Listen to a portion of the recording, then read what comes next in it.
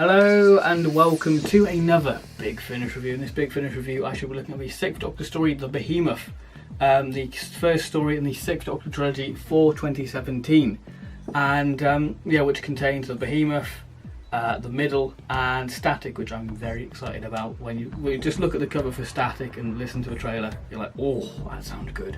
But we're here to talk about the Behemoth, the pure historical to kickstart this trilogy. So last year's 6th Doctor Trilogy was very much a mixed bag for me.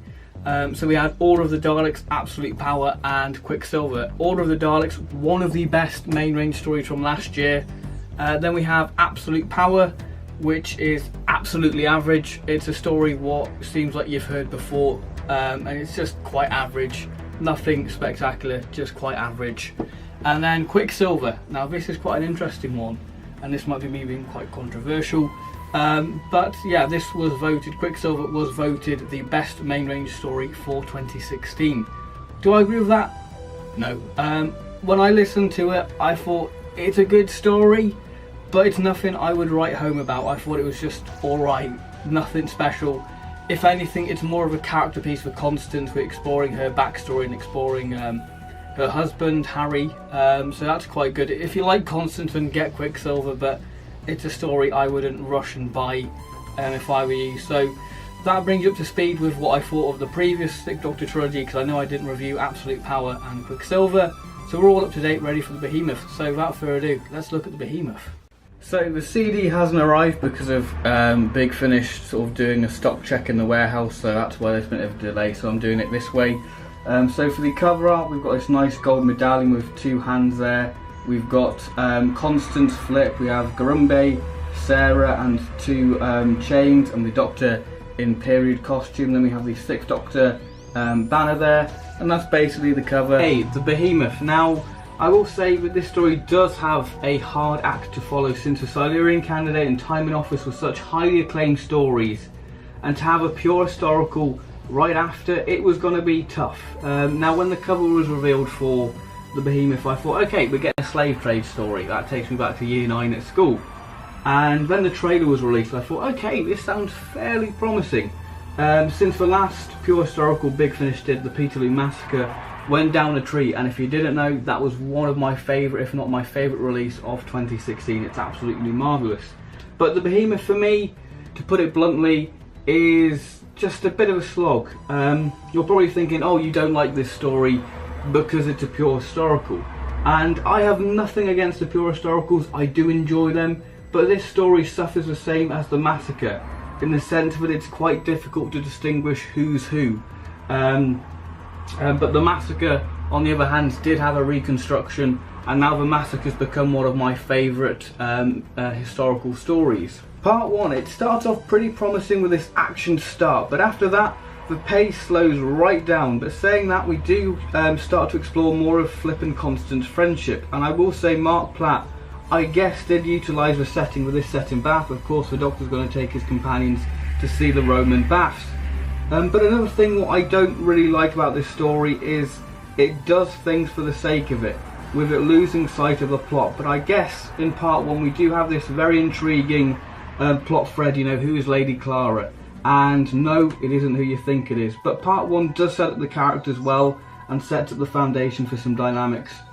But overall, part 1 did drag for me, and I found myself unengaged with the story, and I also found towards the end of the story fairly predictable. Part 2, we finally get Lady Clara revealed, and this is when the story really starts to explore the slave trade, with it showing history's true colours. With this part, I will say, being very much a character piece, with the Doctor and Lady Middlemint off having fun with their scenes, you know, really starting to hit an emotional side. And I will say those scenes within the story are probably my favourite of the story.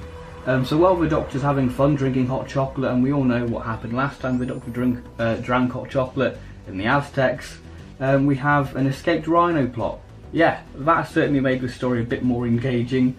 So we have this animal hunt happening as well. Also, we were introduced to this medallion, and you know, you're intrigued, you know, what is the significance to this medallion, and overall I found part 2 a bit more engaging. Part 3, the story manages to change gear as the Doctor is finally informed on the situation, and this is when the story finally starts to ramp up, with us wondering, you know, where is Flip being taken, and a few other interesting questions. You know, what is Jeffrey's past and what's happened to Mr. Middleman?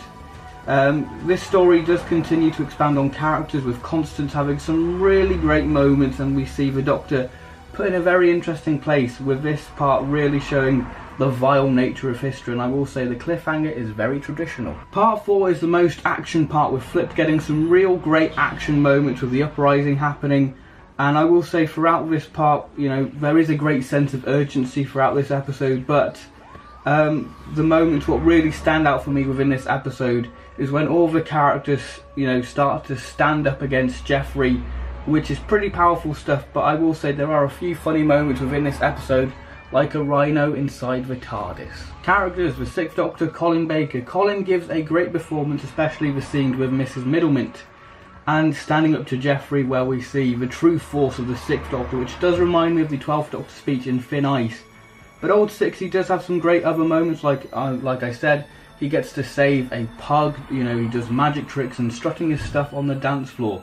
This story really does show the emotional range with him having this great underlying sympathy, and I can't help but feel how well the Sixth Doctor fits this time period. Constance Miranda Rayson, another good performance by her, with her acting very much like Flip's mom in the beginning of the story.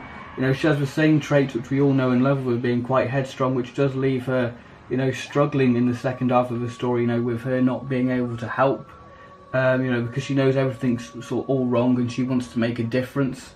So it's quite nice, because the second half of the story really just put her in a sort of a difficult place, you know, and by the end of the story, you know, she's contemplating joining William Wilberforce, who abolished the slave trade, you know, and I just like, you know, in the second half, you know, she is seeking for justice. Flip, Lisa Greenwood. Now I will say Flip is probably my favourite Big Finish companion. And I will say that Marc Platt, I feel, didn't really capture Flip. I feel that all the character development that was made for Flip in the previous Sixth Doctor stories were just abolished. You know, when I listen to this, I feel like this is very much a step backwards for Flip. But Lisa Greenwood does a marvellous job within this story, with her having some great funny lines, you know, calling a pug you know, a walking sausage roll, you know, and she looks like a walking meringue. But I will say we do see Flip's, you know, fierce side, especially in part 3 and 4. And she has some great action moments and some real sweet moments with a rhino. Lady Middleman, played by Georgina Moon.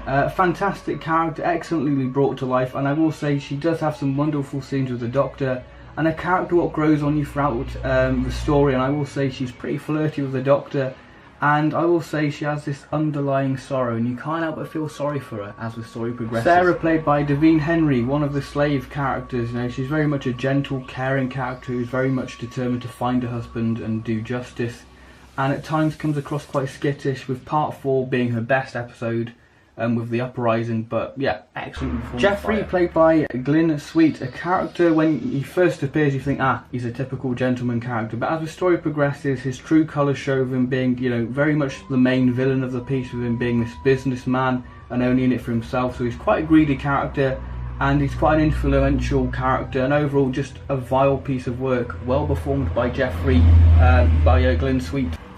Overall, what do I think of the Behemoth? Well, the Behemoth is rather average, with this story really not finding its feet until the second half of the story. And the story didn't engage me as much as I thought it would. And I will say the story did improve on re-listen.